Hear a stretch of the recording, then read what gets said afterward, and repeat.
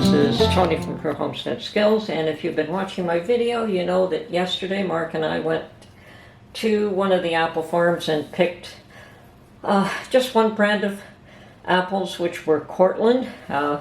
They were ready. They have just about every brand available. Honeycrisp were also ready, and they were all the same price, but we decided to pick Cortland's yesterday, and it took no time at all. As you can see, these apples are huge, and I do not have small hands. As a matter of fact, I have larger hands than some males.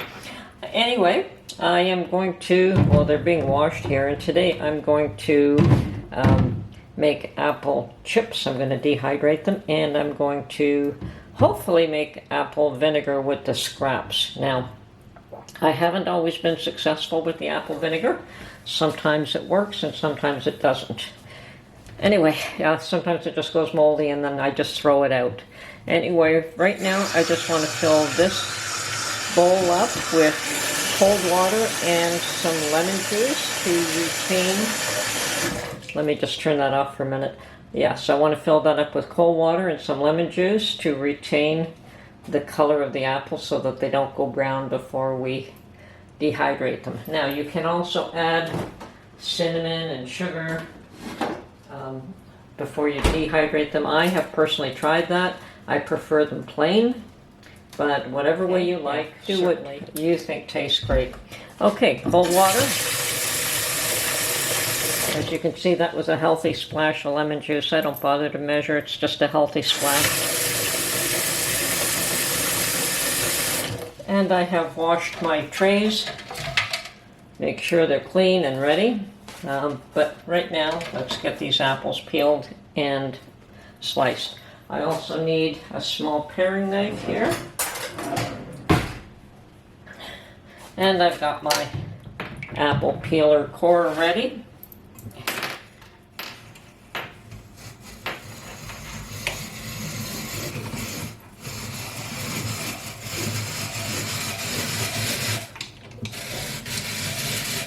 Now I did tighten that blade because I didn't want too much peel, but maybe I should loosen it up a bit more again. Okay, scraps, ends go in this bucket. And there's no reason why you can't make this with the peel on, but I prefer just make my chips without peel. Okay, and I just cut these in half. And place them in my lemon water. Ooh, these are tangy.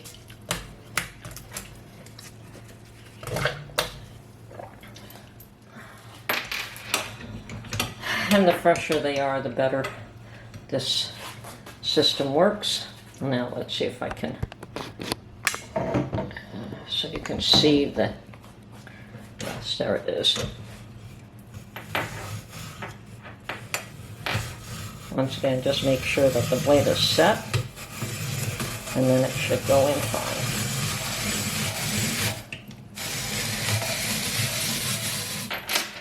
Scraps go in the bucket.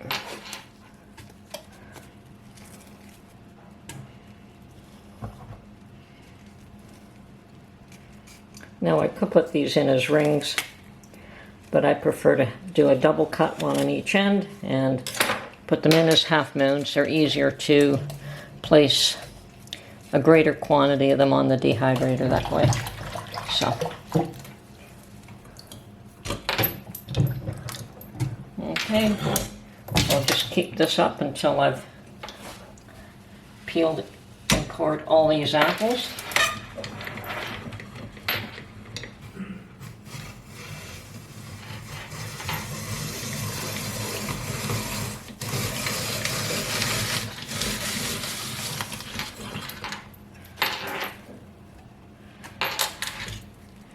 And when you haven't used this thing for over a year, it does take a bit of getting used to again.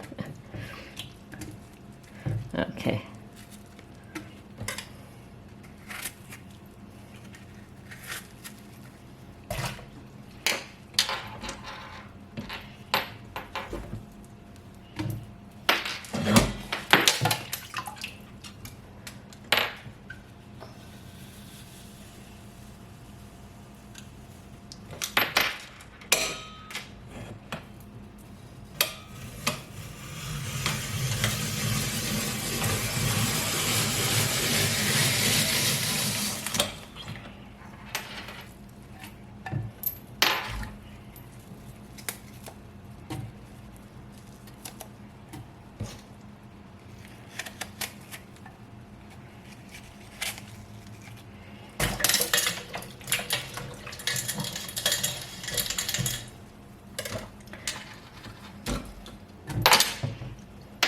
Now I have to be careful how many I do here because I have no idea how many how many the trays will take. These are exceptionally large apples as well. So I may stop after a little while, fill up the trays and see where I am. Okay.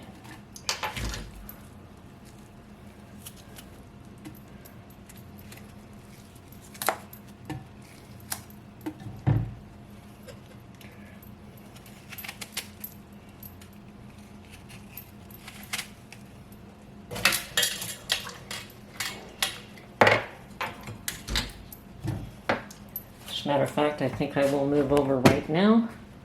Okay, let's get the trays here. And I will start the dehydration process.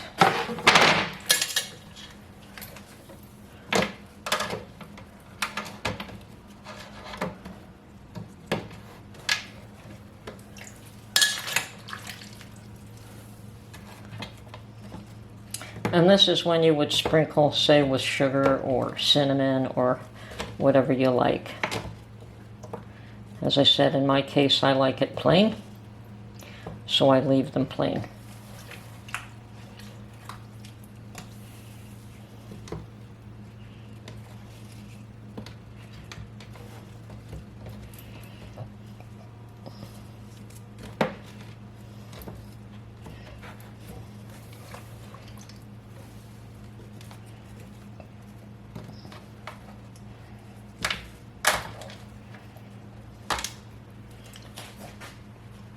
One tray.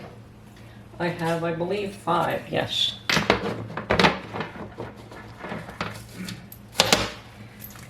Okay.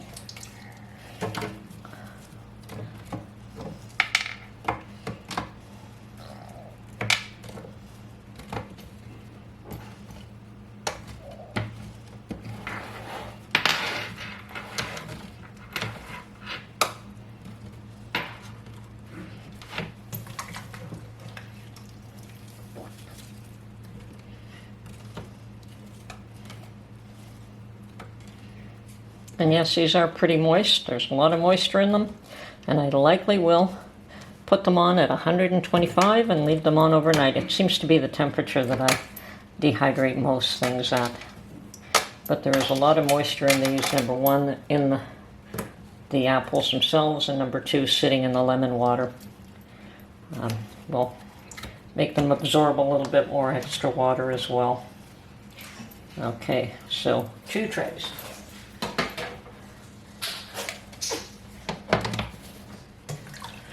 I may not get too many more down here.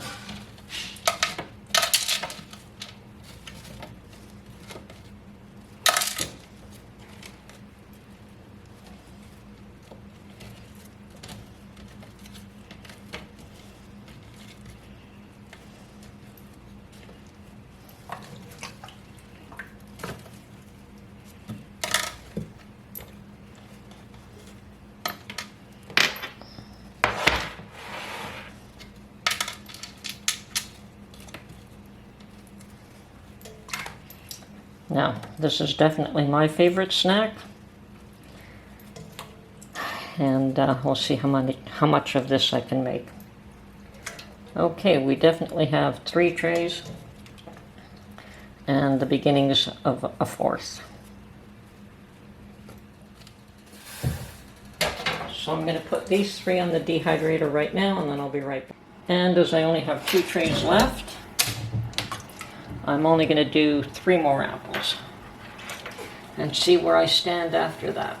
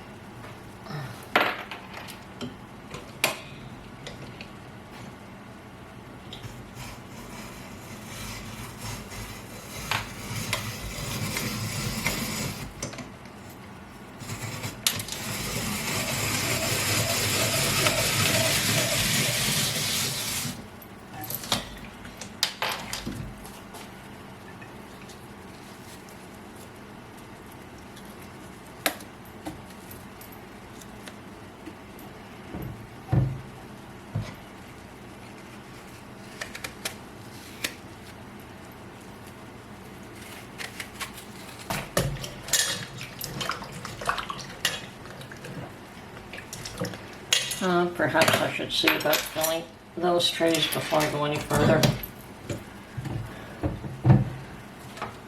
Okay, moving it off to the side again.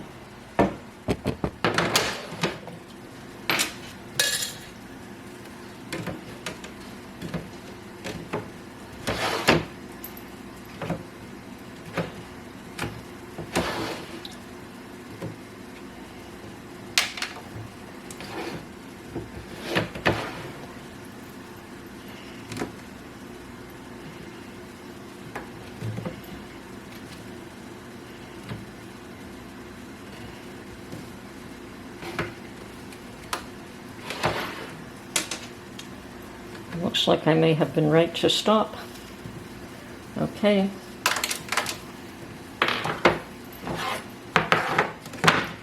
These were exceptionally large apples.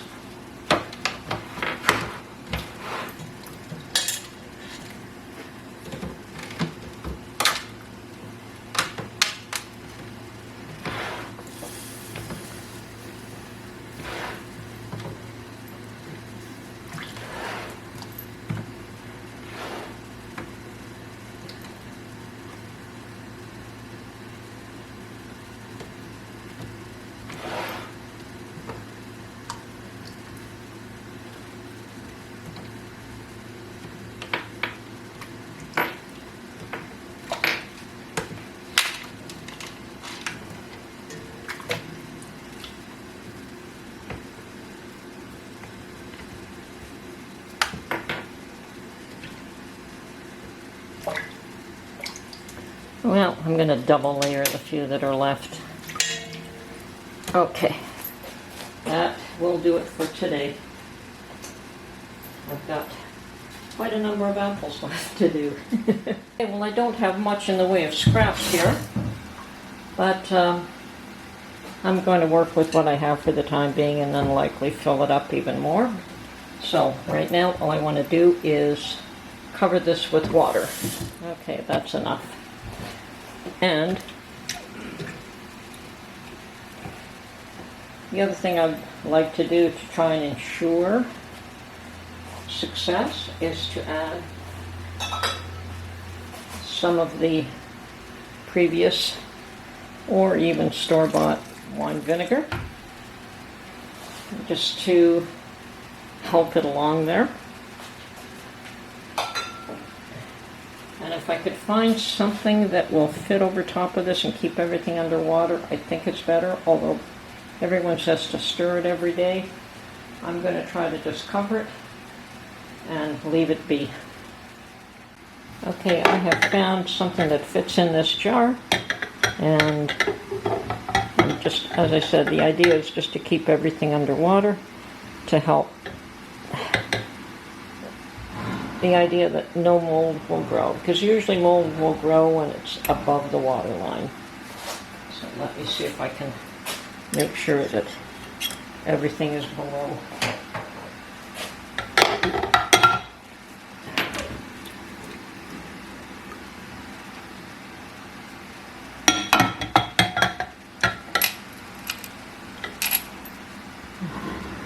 Okay, there.